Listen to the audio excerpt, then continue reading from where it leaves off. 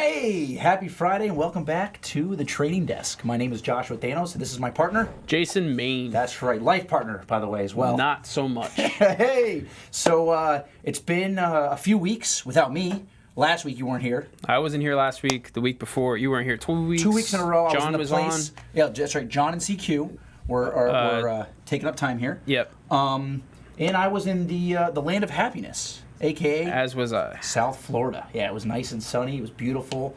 Sunshine, warm, salt water, palm trees everywhere. It was freaking fantastic. There was a lot of watches there, too.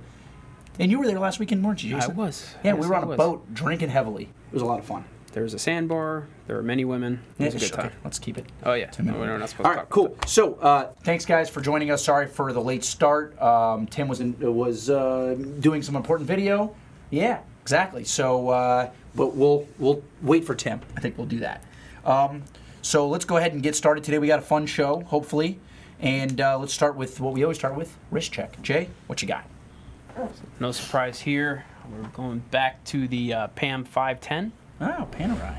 Yeah, back on my favorite strap as I well. like Panerai. Yeah, manual wine, 8-day in-house. My first Panerai, my only Panerai. Just a great modern classic. I always wanted the 111, and then when I started getting into them, I figured 8-day in-house, same price point as the 111, and just classic look. I really like this watch. And it's just great everyday watch, and I mean, kind of hard to beat for the price point. You sound so Panerai. excited about this. It's, you know what it is? It's a true bread and butter watch. It's just like the Sub. I don't have anything right now in the collection that's like super out there. Sure. And like weird, which Yeah, like I do. Right, like you do Parallel. like really bad Yes. buys. Yeah, I love Or terrible fines. watches. You just find them on the concrete outside. When I do. But you know what? people up I on the do street have for are them. a couple solid pieces that are great, like bread and butter everyday watches. Yeah. So Yeah, you don't really. You're more conservative. yeah, like Yeah. if I owned something, well, we're gonna Hey, talk about that hey. in a minute. All right, cool. So that's cool. Here's my wrist check here.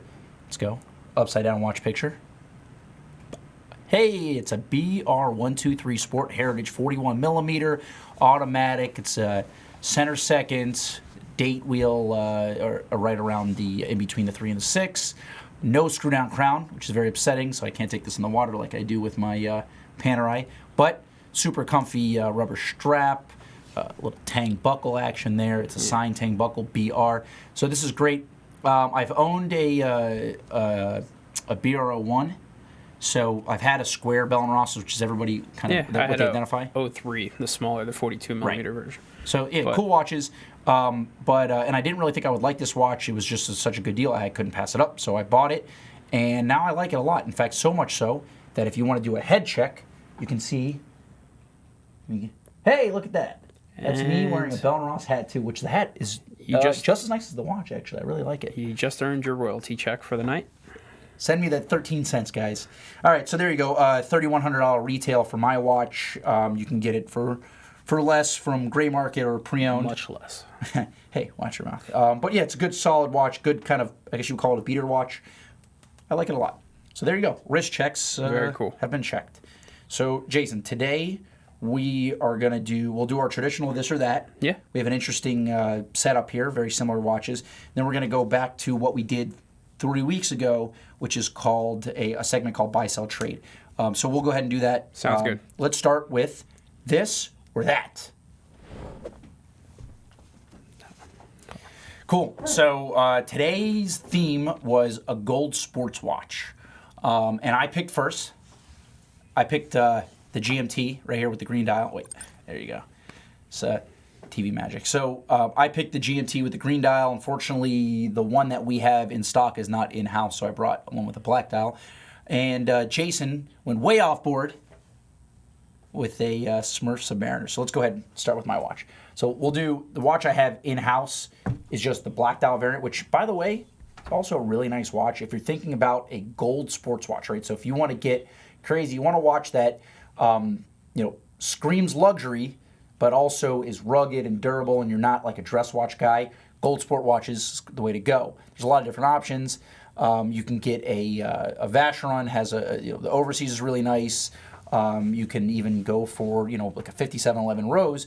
But really, when you think of a gold sports watch, you think of Rolex. And that's why we both picked Rolex. So here we have GMT, so this is two dual time zone. Mine's in yellow gold, which I think is much better than the white gold for the reason of it being so freaking flashy. And let's go ahead and see it on my wrist. So there you go. Wrist shot. Again, man, that is an awesome watch. So if you want everyone to know that you're a wealthy individual and that you really don't give a crap, wear this watch. Because it commands respect at the roulette table, also at the pool, and then maybe in the boardroom too when you're smashing your fist on the table. When you're telling people what you want, you wear a big hunk of Rolex gold on your wrist. And this is a little bit more aggressive than, say, like a Rolex President, which would be, I'd say, equally as nice. But again, it's not a sports watch. So, if you're looking for something that's a little bit more versatile than a President and something you can legitimately take in the water as well, this is the watch you go for. And I prefer the green dial variant, which is still being made. I guess it's the anniversary dial. But the black dial variant is very nice as well. This is a watch that you can get pre-owned mid-20s or so is where you can pick that up. So, Jason, what are you picking up against my yellow gold GMT? Yellow gold GMT. I do agree the green dial is way better than the black. But when Josh said sports gold watch, this was the watch that popped into my head. This would be like I always tell you guys, when we do the this or that, my brain goes to the watches I want. This would be my sports gold watch. It's versatile. It's under the radar. If I'm not wearing a solid gold watch. I'm not trying to, gain that much attention. I want something that flies under the radar. This has always been a pick for me. I love the blue ceramic against the blue dial on this white gold. It wears very, very well, similar to just a regular sub. Don't need the GMT complication. I prefer a cleaner dial. I wish they made this watch non-date. I think it'd be even nicer. But I've just always liked this watch, the 116619. If I didn't say so, it's solid white 18 karat gold, and just a pleasure to wear. I wore it for 25 minutes or so when I was kind of getting acquainted with it for the show, and I think it's a superior pick. I want something that flies under the radar, and I would definitely put this in my collection before I put anything solid yellow gold in my collection. So if you're looking for a gold sports watch, you want something that flies under the radar. So you can get something that looks like it's stainless steel. Yeah, exactly. It's the elitist. So the thing, watches are supposed to be for, at least my ideology, watches are for me. They're not for other people. I don't wear a watch. What if you're trying to pick up chicks? Then there's other things. Yes, there you go. Listen, that's for the guy that's wearing really the red MAGA hat is wearing that watch. Hey, let's not get political, okay? Because you can vote for anybody you want, and still, if you have the money, you can buy this watch. All I'm saying is I subscribe to the theory that I wear the watch for me. I wear what I like, and the watch is for me internally. It's not to impress other people or for other people. Obviously, I think that's a superior theory because you're voting with your own money. Yeah. So it should be something that's for you. Sure. And for me, that's the watch. Yeah, but yellow gold makes you feel so good, though. We have a poll, so let's see what the guys think about. I already saw the poll, guys. You saw it already? Yeah, I saw it. So that means you voted. I did vote also. I think I'm the only one who voted for myself. By the way, guys, screw everyone here. By the way, all right. So I'm going to go vote right now. This might be the worst beatdown. I mean, listen, you can't go wrong with a white gold Submariner, right? The Smurf is nice. Yeah. As a matter of fact. It's a nice watch.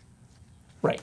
But, I mean, it looks like it's stainless steel. So if you're going for gold, if I think to myself, all right, I want a gold sports watch, I'm wearing this. I mean, look how I look like a boss, guys. You can too. I mean, but all jokes aside, they're both great. I think that for me personally, white gold's a little tough. I know Tim prefers white gold, white metals. Jason, stop posing at the camera. That's not even on you. Oh, jeez, there you go. Oh, look at the cute face with the blue Submariner on. No beard anymore? That's right. We chopped the beard. Oh, hey, what's up? That's a cute face, too. But, so, I mean, there's a reason why yellow gold is always been around. So, trends go from rose gold to white gold to platinum and things, but yellow gold is always around. And the reason is because it's superior to everything else. Even though it doesn't go away, stainless steel. I want to watch. Right, and that's not stainless steel. Very versatile.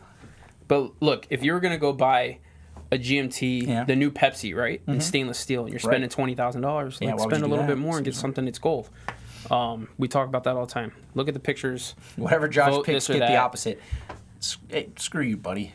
So that's a comment in the comment. It's not cool. BS says you'll be picking up all the gold diggers. See, exactly. You get it. You get it, man. But that's what you want to avoid. No. You don't have to give them anything. No, you want to avoid those. So my brother's a single guy in South Florida, and he does Really? everything he can. Yes, yeah. He does I've met everything your he can. brother. Yeah, you have. So he likes gold diggers because it's pretty easy.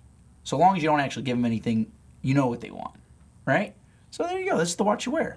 And again, you might be a family guy, a family man, and at that point, sorry for offending you, but to each his own, right? So whatever your aim is, these are two good gold sports watches, and honestly, these are too close to call. As you can see, our poll is very, very neck and neck here. So I'd say let's just call it a tie.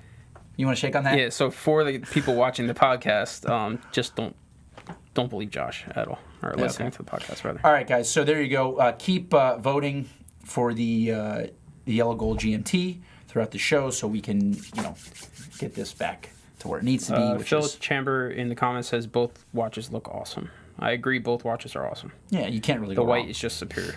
Totally disagree. All right, cool, guys. So there you go. That's this or that. Keep voting. We'll try to remember to come back to the poll at the end of the show. And let's get to the next segment, which will be buy, sell, trade. We got a graphic. Throw it up. There you go. The Thanos snap. That's right. All right, so today's theme will be chronographs. Last time we did this, it was dive watches, right? So we had Rolex, Omega, and Panerai. Today, we're going to talk about chronographs in the market. So today's buy, Jay, do you remember what today's buy is? You wrote the show, so no, I do not. You don't have any notes up, too. You're very unorganized. So today's, so we're going to start with, I guess, the buy, right? The buy is going to be a offshore, Audemars Royal Oak Offshore. So right there we have the panda on a bracelet, and honestly, it doesn't have to be that specific model. But the reason why I want to say this is because Audemars has gone sky high, right? Mm-hmm. Patek, Rolex, everything right now is crazy, and you've seen an incremental increase in the offshore. So I'd say that there's a bit of a value play there. So if you want to get a watch from a brand that right now everything is almost selling over retail, you can go for the offshore. That's a watch to look for right now because there's some value there. You can get them anywhere from the mid to high teens. It seems like pre-owned. You're getting the older versions like this. The new ceramic versions like are right around 20. But either way, these watches are trading below retail at pre-owned, whereas like the traditional Royal Oaks, the Chrono and the non-Chrono are all, well, the non-Chrono for sure is over retail, and the Chrono is right at retail. Right. So if you want something that's a little sportier, that's going to be like a classic Chrono, you're going to look for an older version, Royal Oak Offshore, 42 millimeters, and it is a little big for some people. This watch, like O.J. Watley, who happened to be our old boss back in Florida, used to list these as 44s, which I disagreed with because it's not a 44. But his point was they wear like a 44. So they do. This wears more similar to like a Panerai 44 than it does. What's another 42? Like a what's the watch I'm thinking of? Oh, the Omega Speedmaster 42. So that's a true 42, right? This is also 42, but it wears more like a Panerai 44. Would you agree? It definitely wears larger like a Panerai 44. I think it wears similar. I would almost go out and say it wears similar to like a 48-4 Super Avenger, because I think the Super Avenger, the first one, wore smaller than a 48. Sure. But it has that, especially on the bracelet. Really, on the bracelet, it has that presence of a chunk of watch on your wrist. Even though it's a 42 millimeter, it feels like a chunk. Yeah. And I It's think bulky. but I think But it's not bad. It fits well. If you're a guy that likes a 44, even 46 millimeter watch, you could wear this watch all the time. I think it's a good value proposition because most people are not so into the offshores as they used to be. They're almost like, I think they've fallen off a little bit because of how thick they are. I don't know if they've fallen off, but they just stayed. like most people want like the 15400s and 15202s, and they want to go down to like the jumbo size. Sure. I feel like they're a solid value proposition if you get one that's like really clean. Well, in this market, it's a watch that's kind of stayed. Yeah. Right? So when everything else went up, the offshores went up incremental. Like they went up a little bit, but they're not crazy. And I think there's room for them to keep going up if the brand keeps doing what they say they're going to do, which is go vertical in terms of distribution, and if the economy holds. So they're definitely on task to keep going vertical. I think we'll see how well that fares for them in the next couple years, but it's definitely the plan, and they're headed there. So there's it's been working for them. Yeah, it's been working. I don't know how much of that is like how much is sell through, how much of like actually it's working with like writing checks at boutiques. I think it is. I know guys who are doing it. Right, or if it's like somewhat, propped up a little bit. Sure. But I guess we'll see. So real quick, I'm getting a bunch of comments here. Captain Zed said his offshore diver is his favorite. And by the way, so I put this offshore chrono up here as the buy, but it's really all 42 millimeter offshores. And in fact, the diver I feel like might be a better value play than this watch. The non-chrono, just the regular diver. Oh yeah, not the special divers. Yeah. So the diver is my favorite AP. Yeah. It hands down. You need to go try one on. Sure. It's the best wearing AP that I've ever worn. Yeah. You got to wear it a little tight. You got to buckle it down real tight and hunker it down, but it sits very flat on the wrist. So you have a round wrist. For me, I don't have to buckle down. It fits so nicely. I agree with that. It sits really nice and flat on the wrist for a fat watch. And there's the new one in the OD green with that cream 15-minute marker. Unfortunately, it has like a 19.8 retail. Yeah. But I would own that watch for sure. I like that watch a lot. Well, the original black version with the closed case back, that's the true value play. That's the one you actually go out and buy. Right. You can buy that now for low to mid teens, and it's a good watch. It's a solid watch. You can trade it easily. You can put a bracelet on it too. I've seen them on a bracelet. It's nice. I like the new white dials that were discontinued actually. Right, so the white dial black accent that was only made for about I think like a year and a half, 2 years. That's a great watch too. There is plenty of them out there. Right. So I don't know how many they pumped out, but decent watch. You can get it for below retail, and the divers are the watches to go. So really, in terms of buying right now out in the market, all offshores. Today we're talking about chronographs, so we're gonna refer back to the 42 offshore chronograph. But yeah, so offshore chronographs are the way to go. If you can fit your wrist, it's not a bad idea to buy because you're gonna get it below retail from a really good brand that's super hot and seems like it's climbing. Yeah. Alrighty. So the Cell watch. The Cell watch today is a watch that has an insane amount of demand, and that is the stainless steel Patek 5980. Boom. So she's beautiful. And that one with the blue dial. She's a looker. Oh, geez. So that was discontinued a few years ago, and it's funny because when it was in production, 4 or 5 years ago, this was not a super easy watch to sell. I mean, obviously things are totally different with the Nautiluses right now. Everything's insane. 5711s used to be the hottest watch for Patek, and it still would sell a little bit below retail. Now you're double retail. So, but this is the 5980 blue dial, and I would say go for an older version with the screw pins, not the push pins that they had more recently. But that watch there's so much demand for that watch that if you bought it originally and there's even like a slight idea that you're not loving it, you're not going to wear it, go ahead and sell that watch. You're going to make yourself a ton of money. Yeah. You have a ton of equity in that watch. So you have a ton of equity in that watch right now. And if there's the demand for that watch has gone completely insane, and I think it's still going to grow. Yeah. So long as, again, like I said, the economy stays strong, that watch is going to keep climbing in value and price. If you're a guy going after a Patek Nautilus, right, and you're decided you're going to spend a bunch of money way over retail, you already accepted that the market is what it is, and you're going to spend the money. There's always guys that are going to want the 5711, and then there's going to be guys that want to up the guys that have the 5711, and that's where this watch comes into play. Well, you're seeing, it is just the next level piece. Absolutely gorgeous. I've seen a bunch of them. I remember when you sold these at a small discount at retail. Oh, dude, yeah. Years ago, 10%.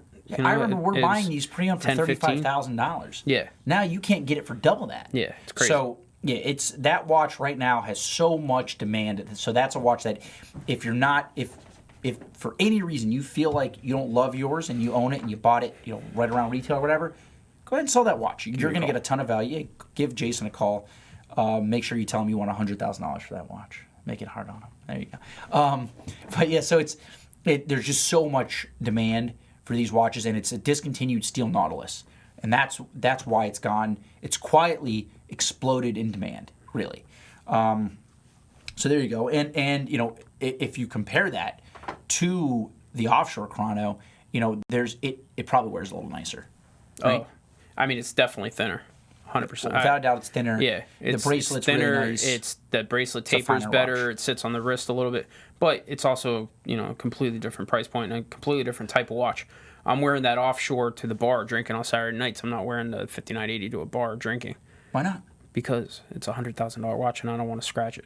It's probably not $100,000 yet, but Will be. You buy a watch to wear it. If you can't afford to wear your $100,000 watch, Yeah, I can't afford a drinking, 5980. So there we go. Conversation closed. Okay, all right, fair enough. I can't either. It's depressing. One day. All right, so there you go. So the buy watch, offshore chrono, sell watch, 5980. The trade watch we can both afford. Yeah, that's absolutely right. So the trade watch is something that probably going to get a lot of hate for, Harrison. And that's an Hublot. Boom. So, Boom, boom, boom. So quietly, Hublot has done a few things. They've cut dealer margin. They have pumped, market value really for their watches. And of course, there's still a ton of Hublots that tank on the market because they're not made for trading. Yeah, there's ladies' diamond pieces, things like that. Tutti Fruities. Yeah, Tutti Fruities. Which, There's core that's pieces. Your favorite, right? Tutti Frutti. Yeah, that's your nickname in far, high school. No, I think by far the best watch they make. Jason Tutti Frutti Mane. Make sure to refer to them as that in any email you send them. So this watch is a 45 millimeter. Let's get the big. Let's get the big Just picture. feeling a little sore about the vote there, are we? Hey, screw it off, bro. Tutti Frutti, baby. So 45 millimeter in-house Unico chronograph. So when you think of Hublot, you think people hate it, right? In fact, we're getting comments such as Hublot, as in B-L-O-W, which I disagree with you, Clive, because I like Hublot from a wearability standpoint. Obviously, this is not a watch you think of. Watch snobs really don't like Hublot. I don't see why not. I understand they don't have the history. They're more about the flash, but they've done a lot of things. Biver did a lot for this brand. The 45 Unico is probably my favorite watch, and the reason why I call it a trade watch is because out of all their models, number one, you can usually get some sort of discount on the watch, but this watch has actually held a lot of value. The Unico seems to be like the one standalone.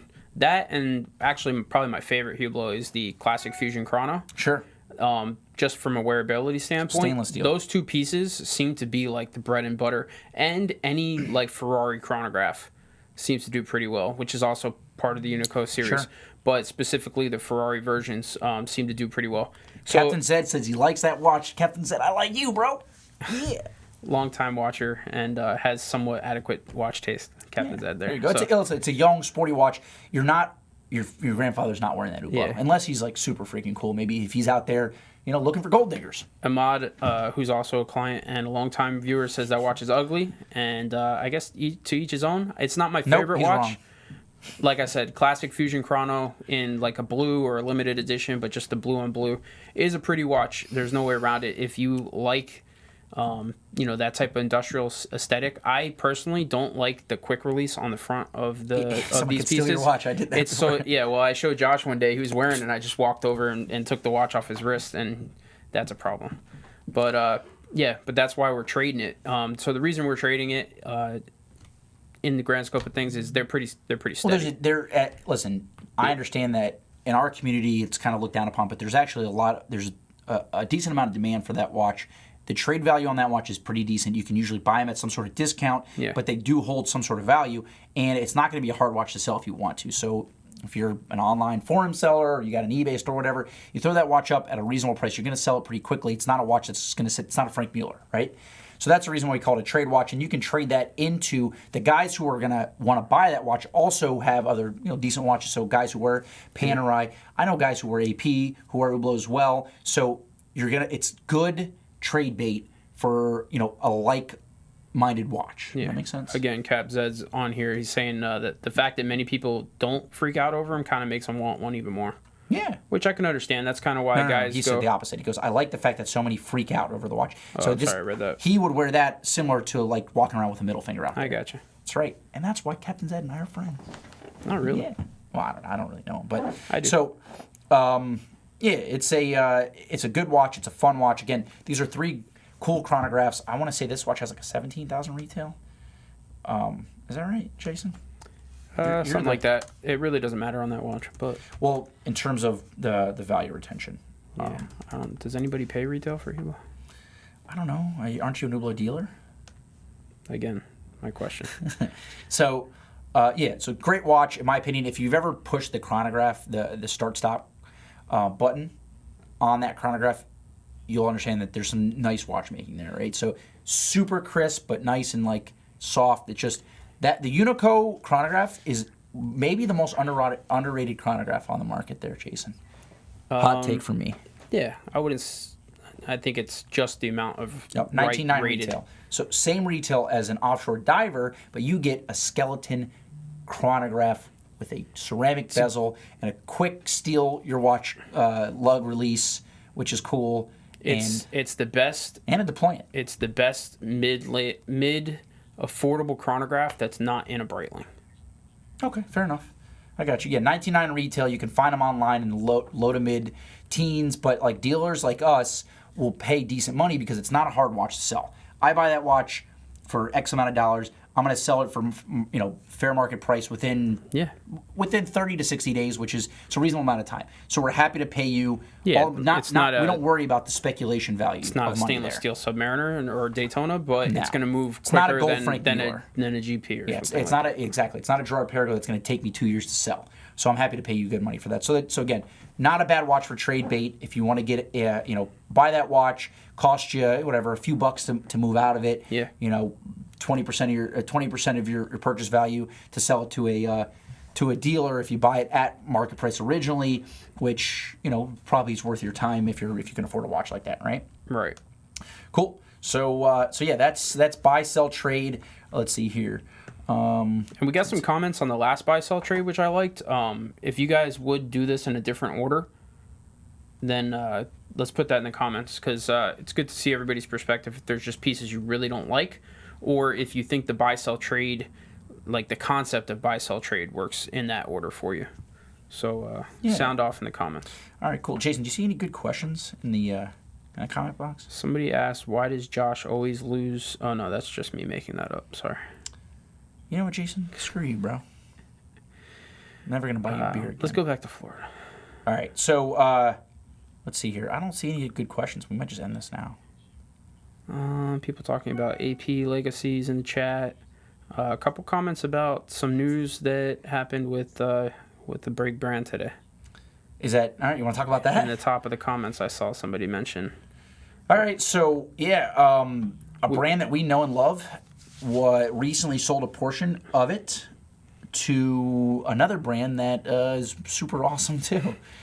Jason, why don't you break that news live on air here? Yeah, we were skeptical of whether or not we should mention it, but I guess Here, we're on a live show about watches, and this happened today. So, FP Journe, yeah, he sold a portion of his business. Announced that in an attempt to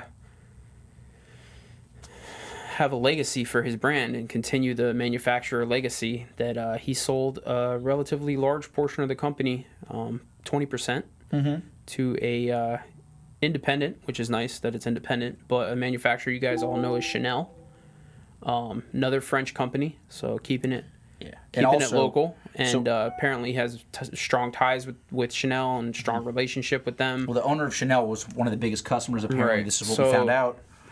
So there's some good things and there's some questionable things here, and really it's just a question of, I don't think it's going to be as big of an impact to Journe as some people might think. There were some comments about like, oh, rest in peace, and that's it, it's done, and the hype is gone. Yeah, I doubt and that. I don't think that happens. I think if 10 years after Journe passes away, when that happens, if it's not going in a positive direction, maybe we start talking about that. But so he still controls the brand. He's a majority all the watches are still going to go through his hands. Nothing's changing. If anything, I'm hoping it's money. It's about money. Yeah, but if anything, I'm hoping there's a little bit of silver lining, is that maybe this can bring Chanel back into a little bit of the spotlight. Maybe they can share some kind of dynamic. We could see a new Chanel model that's got some cool movements in it.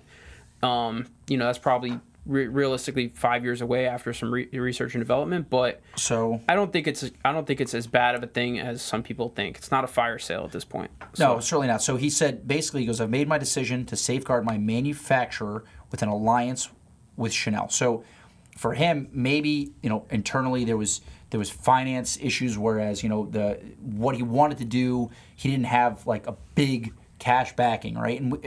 And we know that he doesn't he as a man does not really care about the cash, but I think he, what I've heard in the past is that the financials of the thing, like the certain people in his company wanted him to raise prices of the watches, things like that. So he didn't want to have to do any of that stuff. So he decided, he's like, all right, well, I'm just going to go ahead and get backed by somebody who's got all the money, because Chanel, obviously they do watches, but they're more of a jewelry. And they're global, luxury, global powerhouse, brand. And they're independent. So this is, I guess, from his view, a way to shut up everybody on the financial side of his company, saying, listen, if I need money, I'll get money. These guys love my watches, so he's got a personal relationship with them. Yeah, exactly. So I'm hoping this keeps things, the same. So he gets to continue to do exactly what he wants to do, and he feels like this is a way to secure his brand, as opposed to what most people, when you first hear this, you're like, what? He did what? He sold his company. He certainly didn't sell the whole company, 20%, and he still gains control. Everything's still going to. through his hands. If anything, if you were thinking about buying a piece and you're worried about like, when he dies, it's going to change, at least the brand's going to be another 100, 150 years at least, because Chanel's a powerhouse. So you have some kind of major money burning. We'll see what happens, but I don't think we're going to see any J12 collaboration elegantes or anything like that. So I see the way that I can't imagine, unless he is in such dire need of money, like where he's just, maybe he's got people chasing him for money, which I don't think is the case. Yeah. He's not going to compromise himself. Everything you hear about the guy is just everything you know about the guy is that he's only going to do what he wants to do. So I guess the press release that they sent out and the idea of what we know about him says that he did this so that he can continue to do what he wants to do. Right. So whatever, we'll see what happens. I mean, the Journe identity, the market on Journe seems like to be solid. We don't see any movement on it really up or down lately. It's kind of just been very solid, and the demand has been what it has been. So we'll see. Who knows what this causes? If this causes a bunch of people to sell, well, then we'll benefit from buying cheap Journe. If it causes people to buy, then the prices will go up, and then somebody else will benefit. But I don't know. We'll see. I guess I don't really have a fully formed opinion. I just found out about this today. Yeah, it's breaking news. It's not something, like I said. But if you do feel like this is a terrible decision and you want to sell your watches, I'm buying them very, very cheap, and you can sell them directly to me. I'd love to buy any of your Journes for pennies on the dollar. All right. Should we go to the poll one last time before we head out for the day? All right. Yeah, let's go to the poll. Let's see how this goes. I got an email notification that season 2 of the classroom started. That's a win for me, baby. That's a win for me, baby. So for the podcast, Josh is doing the samba. That's a win and for me. It's completely tied. That's a 50-50 tie. And then once my wife gets home and votes, like I asked her to do, I'll go ahead and win this. I haven't voted yet, so that's you haven't. You're lying. No, I haven't. Let me go ahead and vote from a different. All right, guys. So Josh has found out a way to buy Russian hacker bots. Yes, and, I am Russian hacker It's bot. Friday, so we're gonna get out of here. These guys are turning off the lights. They're ready to go. So no, we got 2 more hours. Yeah. Stay tuned. All right, guys. So we're going to go ahead and end this. So remember to subscribe. We passed the 50,000 subscriber. Yes, we said that already. Weeks ago. Did we already talk about that? We talked about that. So now we're going for 100,000. So tell your friends, tell your friends' friends, tell your people you don't even like, people you meet on the street. Season 2 of the classroom. Season 2 of the classroom, where I am a teacher for some reason. I talk about things that I sort of kind of feel like I know about. But I think it's going to be good. It was actually very well shot. A lot of good information there. Myself, is CQ on there? CQ does another episode. John, Mike Michaels, and a special guest that we can't talk about. But can we? All right, Donald Trump. He's on there, guys, which is fantastic. So go ahead. Subscribe to our podcast great again. Subscribe to our podcast. Subscribe to our YouTube channel. Check us out on Instagram. My Instagram personally is Mr. Thanos. His is terrible. Evo X4B11. And check us out on Facebook, on Friendster, on LinkedIn, on Yelp. Why aren't check the us credits out wrong? on Google, Harrison? Google Plus. Credits. On Grubhub. You can Grubhub us. You can Uber Eats us. You can, hey man, relax.